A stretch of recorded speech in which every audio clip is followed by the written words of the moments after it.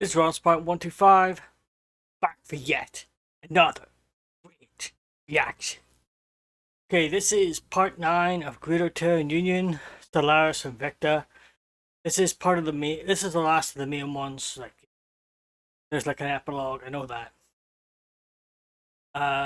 Yeah, so, I think next one is the Confederates, or the Confederacy or something like that there, right? Something like that anyway. I'll be sure to check that out and make sure I'm getting the right ones. If you like my reactions on this channel and you haven't subscribed, please do so.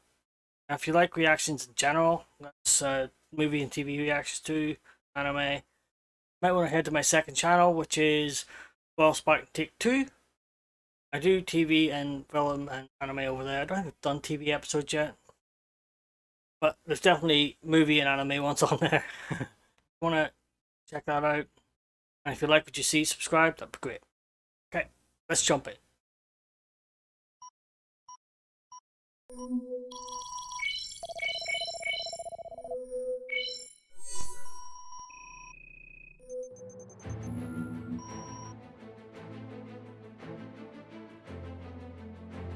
As the clock struck midnight across London on December 31st, 2599, the familiar military parades commenced on Earth and every other world within the Greater Terran Union. Such displays had been tradition for centuries, and many had taken place in times of war. But as the first hours of the 27th century ticked by, etched on the face of every soldier and onlooker was the fear that the current war could not be won. Within the executive offices of the National Council, the news from the front lines was equally grim. The most optimistic projections placed the complete disintegration of the Terran economy in under 6 years, while other more pragmatic reports estimated the capitulation of the Union to arrive far sooner. Across the frontier, scattered Terran battle groups, out of position and undersupplied, fought desperate battles against a tidal wave of enemy forces, while the home front struggled to support the war effort amidst the lingering devastation wrought by the Nex network. As work continued on Project Oasis and the titanic frame of the ring world was slowly completed, secret convoys were hidden among the armada of ships which transited to the system each day. Cargo manifests listed these ships as carrying building materials or terraforming agents, but in reality, they were filled with some of humanity's greatest cultural works and historic artifacts. These convoys formed part of a clandestine plan to preserve the Union within the cluster, should every other effort fail and Earth itself be occupied. They're getting ready for defeat, right? This is them just in case. This is the what if. Makes sense, you know? All their works of art, all the things that they think are, you know, human, made by human. It makes sense. It does. As preparations for the unthinkable continued in the shadows, Terran High Command, after a fierce internal debate, adopted Plan Sundial. Eschewing traditional Terran doctrine which favored near constant offensive action, Sundial was first and foremost a defensive operation. Crucial strategic targets were fortified, and target areas, some so large they encompassed multiple star systems, were identified and dissected into operational and tactical zones. Using closely coordinated battle groups, enemy forces would exhaust themselves on Terran defenses before fresh operational reserves could deliver a precise counterattack. Sundial required meticulous implementation, and with fleet command strained to its limits, disaster was inevitable. While minor victories were achieved, entire battle groups were forced to rout after minor miscalculations escalated into catastrophe. The Stellar Axis, an alien alliance led by the Florian Matriarchy, had gained valuable insights into Terran technology and strategy since the last war, and successfully prevented Sundial from achieving its full potential. In the Battle of Soau, 2 Terran battle groups, together with a sentient nanoplatform known by the epithet Lady Grey, engaged what was believed to have been an understrength enemy fleet. Instead, they faced a fully reinforced Stellar Axis armada, led by a corps of hardened veterans. Their ships were carefully designed to exploit Terran weaknesses and completely cut apart the battle groups sent against them. They're fighting against a foe that knows them. knows their tactics, knows their technology, knows all this stuff, yeah? And veterans, war veterans and stuff like that there. This is this the end? Terran Union? Is this what it is? That's why this is the last one. Because every empire falls. What happens then, yeah? They set out to get revenge for being occupied and being like the world being destroyed and almost the race almost being wiped out. And then they became just as bad, if not worse, than the ones that got to them, So this is why people are looking for revenge. A decade of industrial output and untold years of institutional knowledge were lost in a single day, and even Lady Grey was reduced to her component nanomachines. This victory for the Stellar Axis proved to be a Pyrrhic one, however. While the Union had failed to shatter the bulk of the enemy forces, the Federation of Nations arrayed against it had likewise failed to capitalize on their momentary successes. The vast distances involved had also begun to take their toll, and while Fleet Command could only sporadically reinforce its battle groups, both the Stellar Axis and Bright League had been exhausted entirely. Critically, Terran intelligence services, which for so long had proven incapable of breaking all but the lowliest enemy ciphers, finally began achieving noteworthy successes. Information intercepted through enemy networks reinvigorated the efforts behind Plan Sundial, and in the second and third battles of Soau, enemy fleets were trapped and destroyed entirely. Hey, maybe this isn't the end. Like, yeah, they were taken by surprise. Yeah, they were expecting like a smaller force last time, but they met an armada. They weren't ready for them. But now they've taken the time. They've got the intelligence. They've got the information they need and picking their codes and stuff. And yeah, they're coming back. Now they're ready for them, pretty much. There it goes. Surprise attacks are great and all, but after that, you have to step it up. By 2609, after over a decade of war, both sides were crippled seemingly beyond repair. The Bright League and Meshben had been forced to sign separate peace agreements, but the Stellar Axis refused to end the conflict. A grinding war of attrition seemed to be the only possible outcome. But in one of the most controversial decisions in the Union's history, Sundial was abandoned, and plans hastily made for a strike into the heart of enemy territory.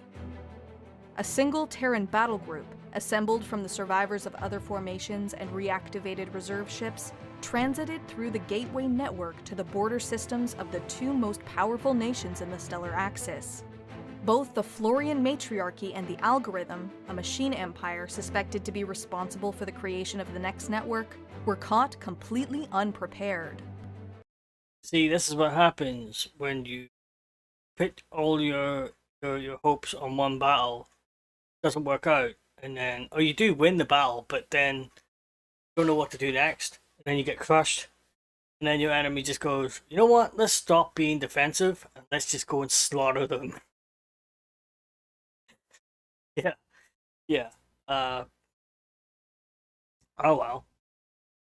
Get what you asked for, yeah? They wanted it. They wanted a war. They got it. Oh boy. How much of a role this strike into the Stellar Axis played in the White Peace that followed was difficult to determine, for a series of escalating events across the galaxy quickly overshadowed even what, at that point, had been the largest war in galactic history. The Greater Terran Union had long been aware of ancient powers that once ruled the galaxy before humanity had even mastered agriculture. The Meshben had been one such power, but their defeat by the GTU decades earlier had proven that while still formidable, they were hardly the giants they had once been. That was now changing. Like the Meshben, the Jazgavaz and the Zani had shown little interest in the affairs of the younger races beyond the odd threat or demand. While their ships and technology were overwhelmingly powerful, most existed in a state of disrepair or had not been properly manned in centuries. The defeat of the Meshben, however, had seemingly awoken these long-dormant powers. Yeah, I think we kind of knew this was gonna happen. These guys have been asleep for a while. Like, oh, well, we've been there. We've done it all. Yeah, and then one of them got defeated by one of the younger races. Like, whoa, whoa, hold on. We gotta get back out there and get our technology seen to. Okay, get back out there and see what needs repaired, needs to be manned. We need to get back on top of stuff. Knew that was gonna happen. Yeah. It began as a subtle shift in the behavior of the Jazgavaz and Zani. While the Greater Terran Union was fixated on its war for survival, highly advanced reconnaissance vessels were spotted across the galaxy. They appeared in orbit of ancient ruined worlds, refusing all hails, their purpose and objective a mystery. The Jazgavaz were the first to fully return to the galactic stage. With whatever insights they recovered from their long-abandoned worlds, their shipyards and factories were brought back online. New fleets and armies were mobilized, and an area of space that had once been little more than a graveyard of history was transformed into the revitalized core of a new Jazgavaz empire. Okay, I get that their technology is far more advanced and stuff. Well, not maybe far more, but significantly advanced compared to ours, yeah? Or Terran Union, should I say. But how capable would their armies be? They've been out of it for a while, How long would it take them to train their armies? I assume they didn't have an army, right? Or maybe they did. Maybe they had like a standard army, but very small. And then they have to train their army, any new recruits come in. They're not going to really have many veterans, right? Not really. Not if they've been out of it for that long. Makes you wonder how effective they're going to be. Army? Yeah, well, we'll see. The awakening of the Jazgavaz instantly transformed the balance of power across the galaxy and upended the system that had been the only foundation of interstellar politics. Their return was of particular interest to the Zani. For reasons that had long since faded into history, the two powers were ancient rivals, and a renewed conflict between them seemed imminent. Everywhere across the galaxy, roving flotillas of Zani and Jazgavaz ships met in a series of increasingly tense confrontations. Diplomats from every nation convened emergency meetings to determine what action to take, and the National Assembly relentlessly debated how the Greater Terran Union could possibly navigate this new state of affairs in its current condition. In 2615, time finally ran out. In the remote Irem system, the Jazgavaz and Zani met in open battle, and fleets of warships exchanged weapons fire of a kind that had never in recorded history been unleashed. Before the battle had even ended, representatives from both sides arrived on Earth, demanding the surrender and vassalization of the Greater Terran Union, that it would join in their war in exchange for technological wonders and promising terrible punishments should their offers be refused. Each side demanded a reply within 24 hours, a period that would come to be known in human history as the longest day. Neither the High Marshal, the National Council, the National Assembly, or the general citizenry of the Greater Terran Union harbored any fallacies as to the Union's current situation. The national strategic reserves had been drained, the military-industrial complex had only just begun to recover, and fleet, air, and land command remained dangerously under strength. So their worst fears have come to be realized, yeah? They've been invaded again. Or at least, no, not invaded, but they sent ships. Say, hey, you have to join us or else. But both of them did the same thing. Both of them did the same thing at the same time. It's like, either you join us or else. You got 24 hours. Like, okay. Which one do we join? Or do we just fight them both? Military analysts worked tirelessly to estimate the projected capabilities of each side, and as the hours counted down, reports were rushed to the National Council, each member knowing full well that the decision made here would dictate the fate of humanity. The only choice left was to decide which power could deliver the victory they had promised. On May 25th, 2615, 40 minutes before the deadline imposed on humanity expired, the Marshals of the Greater Terran Union appeared before the National Assembly, and for the first time, they were joined by representatives of the Wasari Commissariat and the Union's allies, the Rixian Galactic Directorate, the Union of Numerium, and the Phyraxian Confederation. Their announcement was broadcast across the whole of the Union, to every citizen, ship, and station, in response to the demand from both the Jazgavaz and Zani that the Greater Terran Union capitulate, in response to the demand that humanity swear loyalty to alien masters, in response to the demand that the Union's armies be used to fight the wars of their new overlords.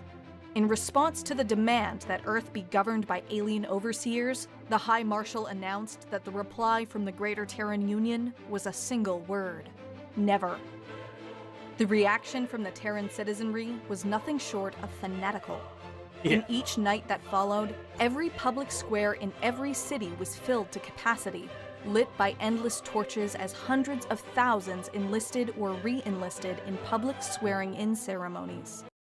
Yeah, I didn't say this at the time, but I thought that I didn't actually ponder this one at all, to be honest. I wouldn't say I thought of it. No, I didn't. I didn't think that.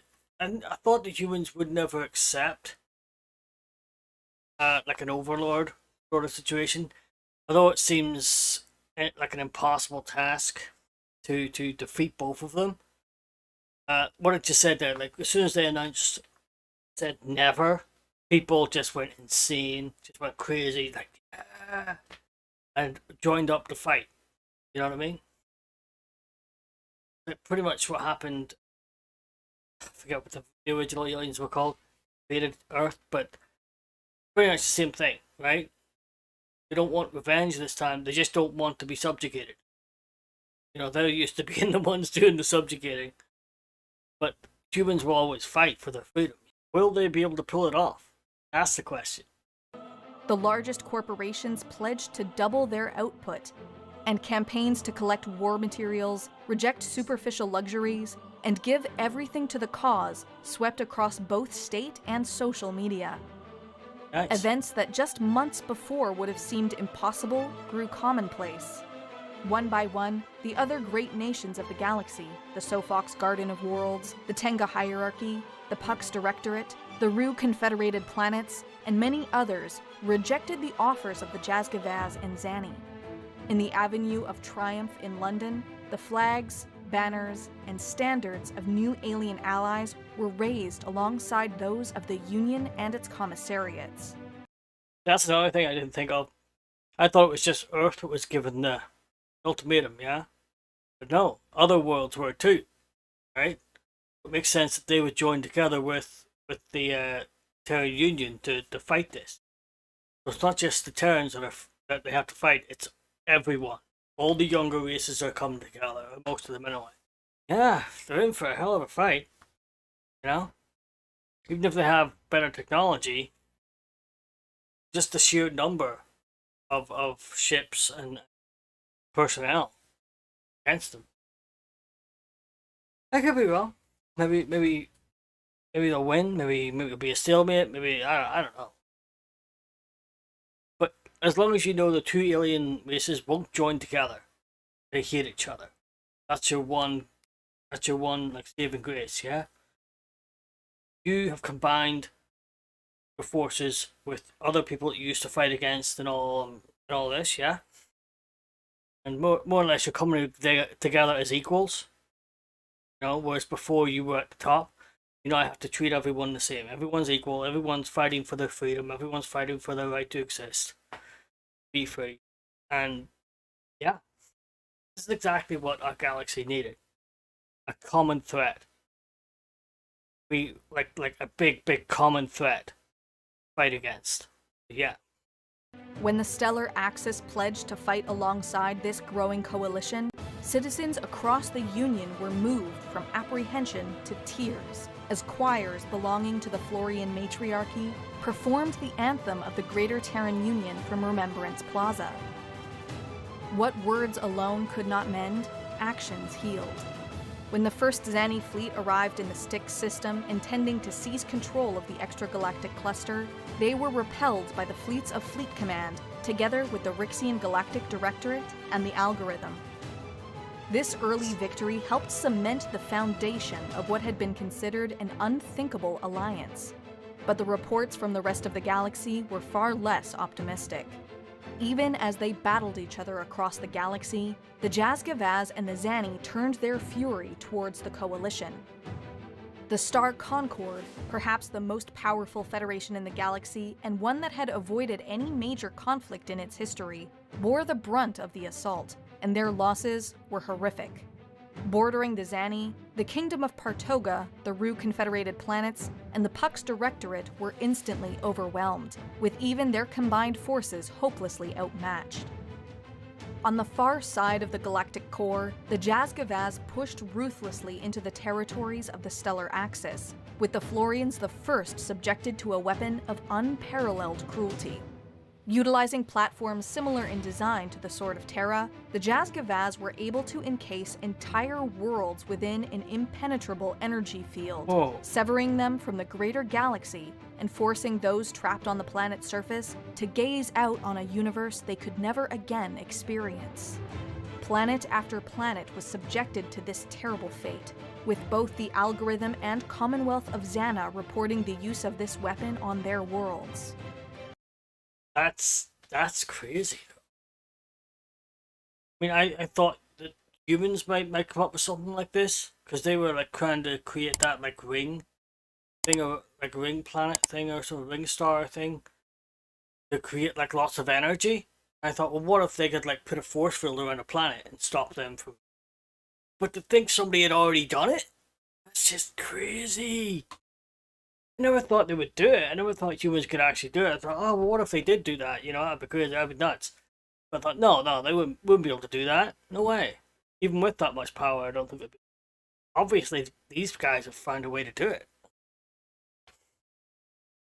To think of something like that and then find out that somebody actually did it, it's like, what? As the Greater Terran Union struggled to rebuild its shattered economy, it could offer only meager assistance to its new allies, who, with every unsuccessful counterattack, grew weaker and less able to resist. In 2623, the Project Oasis was finally completed, and the finished ring world named Al-Waha. Now possessing a platform the size of an entire star system, the Greater Terran Union commenced an industrialization program of singular ambition. Fueled by the raw resources of dozens of cracked planets, Al-Waha became an arsenal for the entire Union, eclipsing the industrial capabilities of Earth, Sirius, Rodina, and Vikunta combined. While the Union's economy and industry recovered, its frontiers endured sporadic but devastating attacks. Gibraltar, one of the Union's greatest fortress systems, was lost to the Xani, while the Rixian Galactic Directorate fought for control of its only gateway. The primary advantage of the Jazgavaz and the Xani was their sophisticated jump drive technology. By manipulating the very fabric of interstellar space, their fleets could appear without warning and bypass static defenses built along hyperlane routes. While such methods of faster-than-light travel had long been equipped on GTU warships, the disappearance of the Cortez colonization flotilla in 2589 led to their use being prohibited outside of emergencies. Furthermore, the jump drives equipped aboard the Xani and Jazgavaz vessels seemed to have overcome the inherent limitations of the system and were far more capable than anything the GTU possessed. By 2632, Fleet Command, steadily rebuilt over the previous decade, was deployed defensively at strategic locations with a rapid reaction force assembled in Styx. What they need now is to capture one of the alien ships and analyze the drive, trying to find a way to like make it theirs, you know, make their drive like the aliens. You gotta steal the technology. The only way. I think so. The one exception was the frontier with the Latian Commonwealth. The Latians were one of the few nations who had betrayed the galaxy and sided with the Jazgavaz, and the Greater Terran Union had systematically taken their territory. With the capitulation of the Commonwealth looming, the time had finally come for the Union to engage the Zani themselves.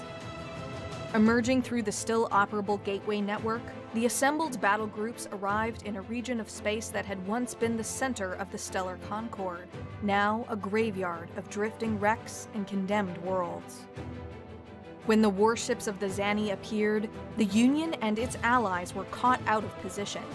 Still unable to adapt to their pervasive use of jump drives, Fleet Command ordered the retreat.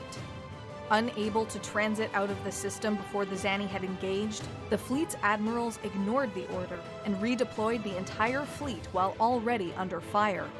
As the battle raged across the system, Zani reinforcements closed in from every direction, preventing any coalition battle group from withdrawing. With every new enemy force, the tide of battle seemed to turn against the coalition, but even as its ships were reduced to ash, the line somehow managed to hold. Union-class Titans, retrofitted with weaponry reverse-engineered from Jazgavaz and Zani wrecks, were able to engage even the largest enemy dreadnoughts, while Terran escorts masterfully executed tactics that had been honed to perfection after centuries of almost ceaseless conflict.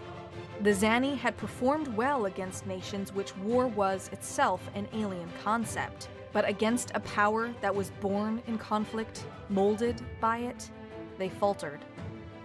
In a single stroke, the threat of the Zani was over. While the Union had achieved the largest victory, other coalition forces struck targets across the Zani's nascent empire.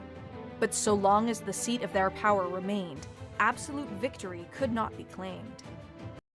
So humans were we're just made to fight. we fight each other, we fight other alien races, we fight, you know what I mean? They said like there's a lot of alien races out there where fighting a war was just an alien concept at all.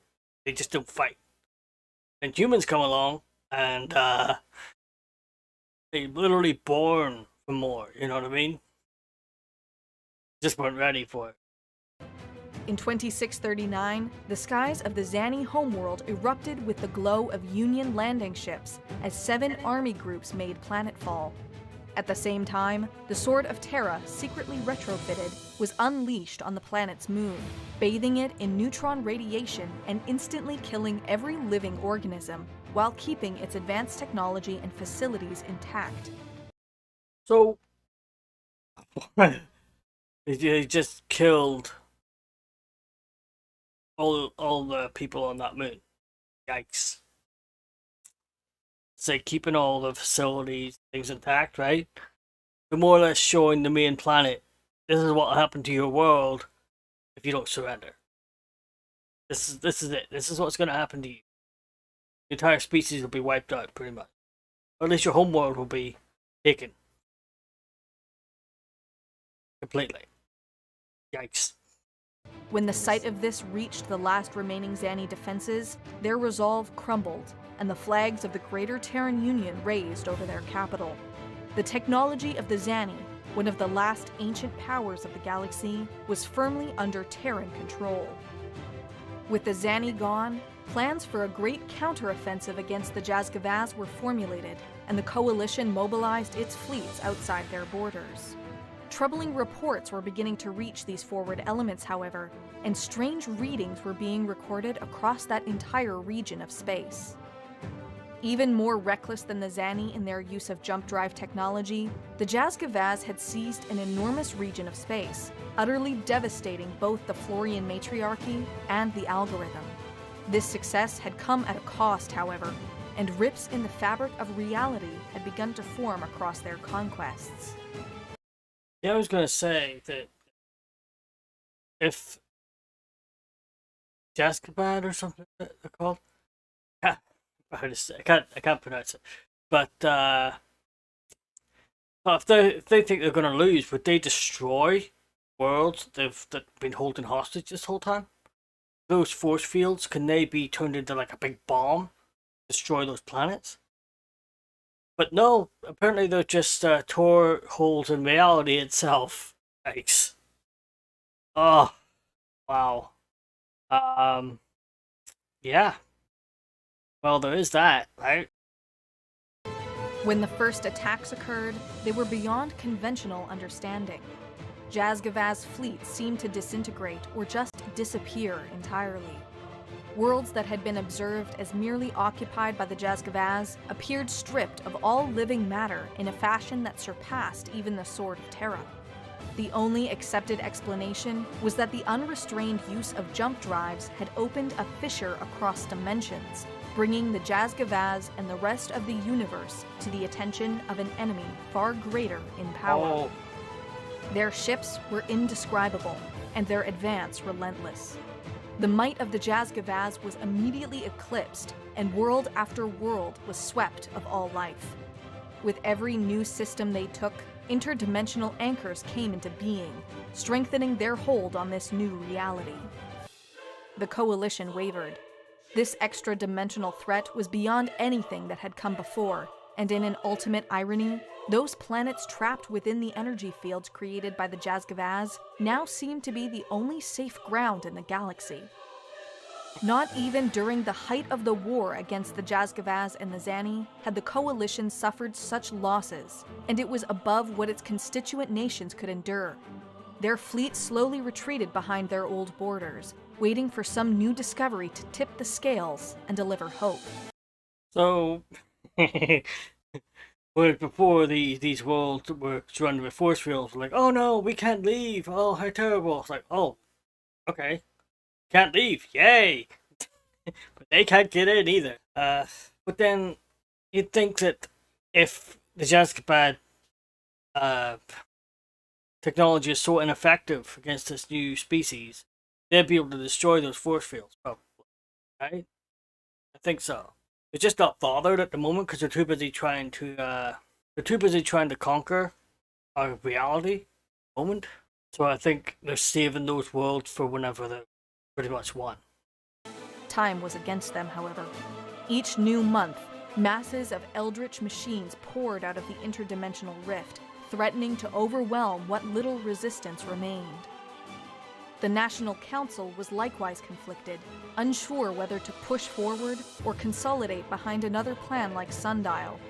It was the fate of the Florians that emboldened Terran resolve. The suffering the Matriarchy had unleashed against the Greater Terran Union had been terrible. Few had forgiven, and none had forgotten. But the war against the Jazgavaz had given rise to a mutual respect, and the courage displayed by the Florians, even as their fleets were crushed and worlds enveloped, was a virtue that every citizen of the Union could understand, and the very core of what the nation of humanity had been built on. The Florians were one of the doomed powers of the galaxy for which retreat was not an option. Their remaining worlds lay at the vanguard of the enemy's advance, and the withdrawal of the Coalition had doomed them to extinction. When an interdimensional armada arrived in orbit of their homeworld, Garden, and every trace of their existence was atomized, the purpose of the Greater Terran Union was clear. As the fleets of the galaxy retreated to what safety could be found, the Union advanced. Above the event horizon of a black hole, Terran warships dueled with interdimensional constructs, and when the battle was over, the invaders had suffered their first defeat. But the survival of all life demanded the Union's victory here be the first of many. Where humans were being chastised for the Sword of Terror, right? Like, this is so far beyond that. This is like, it completely atomizes everything. Every form of life, everything's gone. You know what I mean? Nothing but a void left behind, yeah? It's crazy. Wiped them out. So the GTU is pretty much the only thing to stand against them now. Maybe other races will come back when they see the GTU winning. Think, oh, maybe we can join them, bolster their forces. But the survival of all life demanded the Union's victory here be the first of many. As more and more of the enemy arrived through the rift, Fleet Command's forces embarked on a perilous campaign. Vastly outnumbered, its warships advanced together, engaging what weaker forces they found, and retreating before they could be overwhelmed. They left in their wake shattered anchor after shattered anchor, but also the drifting hulks of their losses. But the fire that had been lit across the Union had not died, and instead burned with a deadly heat. Al-Waha, together with the Dyson Sphere, provided almost unlimited resources, and new vessels flowed from shipyards that had been fully restored and now operated beyond their intended limits. Even Lady Grey, who for decades had slowly reassembled itself, committed its renewed strength to the war effort. As the Union advanced, the will of the galaxy started to turn. Fleets from every nation began to make a stand, and many began to join the Union directly. Yeah, I kind of knew that would happen. You know, when the other races seen that the humans winning, they might come back and try to help. That's good. It's really good. Will it be enough? You think? I think, is a confederacy? Is that like if this interdimensional beings get beaten, do all the races come together in the confederacy? Is that what it is? Like under one flag sort of thing? Humans and all these other races. Like no longer like the humans on top and the other races below, but everybody's equal. Together. That would be interesting. I'd like to see that. Is that what the Confederacy is? I don't know. When the counter-offensive reached the dead world of Garden, there was no time to pay respects. As anchors across their space were destroyed, the stability of the rift had weakened, and a single decisive strike was all that was needed to end the threat of the extra-dimensional invaders entirely. On the precipice of this single final effort, calamity struck. Thus far, the extra-dimensional invaders had not gained access to the Gateway network, but with the capture of an extragalactic gateway, their ships arrived in Styx en masse. Its defenses depleted to help take part in the final attack, precious little remained to stop the invaders. Their victory here would grant them access to the whole of the galaxy and make any united defense impossible. It would also cut off the Union's access to Al-Waha and shut down the national economy in a single moment. Battle groups rushed to the aid of Styx, but none could arrive in time. As the foremost elements of the invaders engaged the Union's defensive lines, they were suddenly attacked from behind. A single fleet, hardly a match for the extra-dimensional forces, had appeared with no warning, engaging every target they could manage at point-blank range. These were no Union forces, or even those from the Coalition, but instead, the warband of the Great Khan, a mad tyrant who had always been content to boast from the safety of his meager empire. His counterattack was destroyed to a ship, but in that brief delay, Coalition reinforcements broke through the gateway and prevented Styx from being overwhelmed.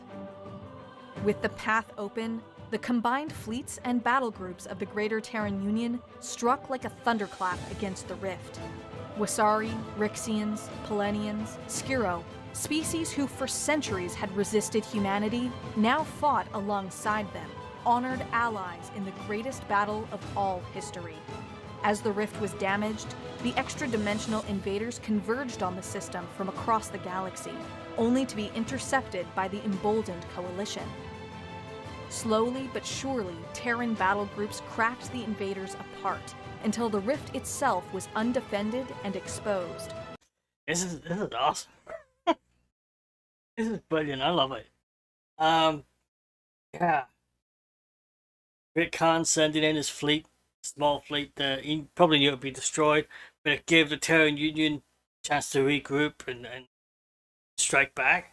And all the races come together, like all the ones who who always fought against the Terran Union and fighting alongside them now. Like I said, that's what the galaxy needed. That's what the galaxy needed. It needed a threat so big, so powerful that they needed to band together into one people, one force. You know, this is really good.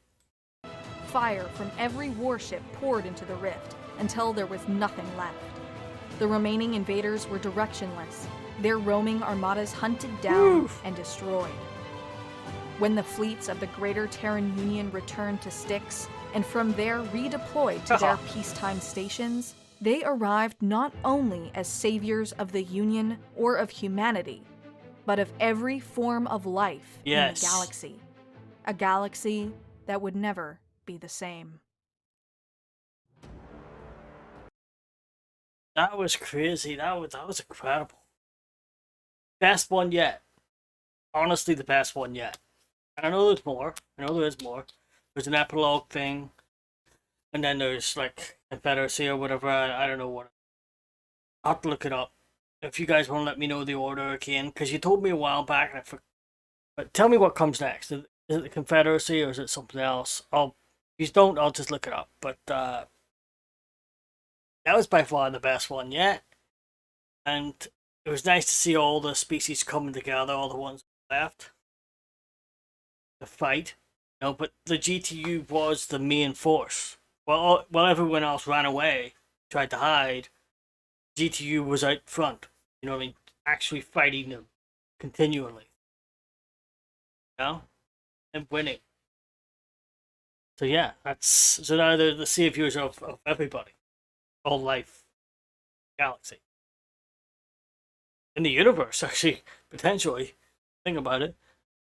But they're still there, right? These interdimensional beings are still there on the other side of that, well, the dimension. there's no saying that something like that couldn't happen again. They could maybe make another rift, come back. Who knows? But I doubt it. Maybe they've like, oh no, we're not going back to that place. Look what happened last time. Well, I hope you like this. Hope you like the reaction, and if you could help me out by subscribing if you haven't done so yet, that would be fantastic.